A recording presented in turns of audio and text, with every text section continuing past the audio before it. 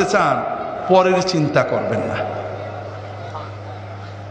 ওই দল, ওই মত, ওই ব্যক্তি, ওই হুজুর অমুক খারাপ তমুক খারাপ, এই চিন্তা ব্রেনে আনবেন না। এগুলো আমরা করব, আমরা আপনাদের দিয়ে করাই আমাদের দল ভারী করার জন্য।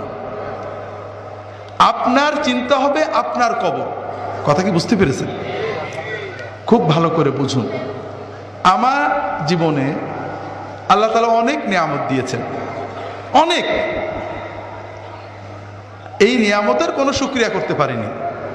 এমনকি আল্লাহর যে ফরজ নামাজ, এটাও মন দিয়ে পড়তে পারি না। 4 রাকাত নামাজ পড়তে কম্পিউটার স্পিডে পড়ি, 4 মিনিটও লাগে না। এর ভিতরেও 4000 কথা মনে হয়।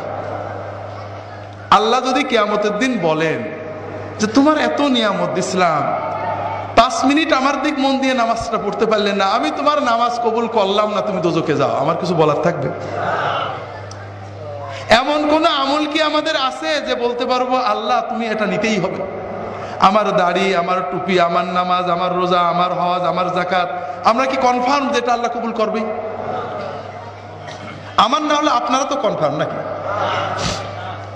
তো এই যদি আমাদের অবস্থা হয়, তাহলে কোন সাহসে আমরা অন্য মুসলমানের চিন্তা করি? ভাইরা, অন্য মুসলমানের চিন্তা করবেন না। যখন 5 জনে এক জায়গা হবে, নিজেদের কথা চিন্তা করবেন, পরের ভিতর আলোচনা না। ভাই কি অবস্থা? আরে ভাই বলো না, নামাজটা ঠিক করে পড়তাম, মন বসে না, দোয়া করো। ছেলে মেয়েগুলো ভালো করে পালন করতে পারছেন, দোয়া করো। নিজেদের ঈমান আমল নিয়ে চিন্তা করবেন, পরের না। ভাইরা, আমরা পরের আলোচনা কেন করি?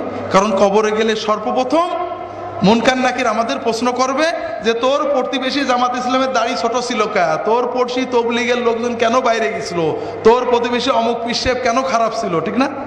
এই প্রশ্ন করবে। হাজরিন, নিজের কবরের চিন্তা করেন, নিজের হাসরের চিন্তা করেন। নিজে যতটুক করতে পেরেছি, যদি মনে করেন ভালো আমল করছি, তাহলে আল্লাহর কাছে দোয়া করেন। যদি দেখেন গুনাহ হয়ে গেছে, আল্লাহর কাছে দোয়া করেন, আল্লাহ আমার সামান্য আমল কবুল করো, গুনাহগুলো মাফ করো। আর তোমার নবীর উম্মত যত আছে, অমুক ভাই তমুক ভাই তমুক ভাই ভুলের ভিতরে আছে, আল্লাহ তাদেরকে হেদায়েত করে ভালো পথ দাও, তাদেরকেও মাফ করো। এইভাবে দোয়া করলে আমাদের লস আছে ভাই? লাভ আছে, অনেক লাভ আছে ভাই। তবে আমরা তো জানি আল্লাহর জান্নাতে জায়গা তো কম, ঠিক না?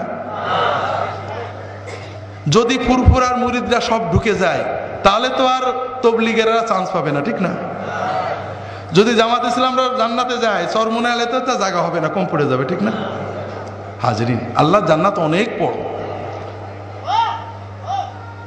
ওয়াসারিউ ইলা মাগফিরাতিম মির রাব্বিকুম ওয়া জান্নাতিন আরদুহাস সামাওয়াতু ওয়াল আরদু উইদ্দাত লিল মুত্তাকিন।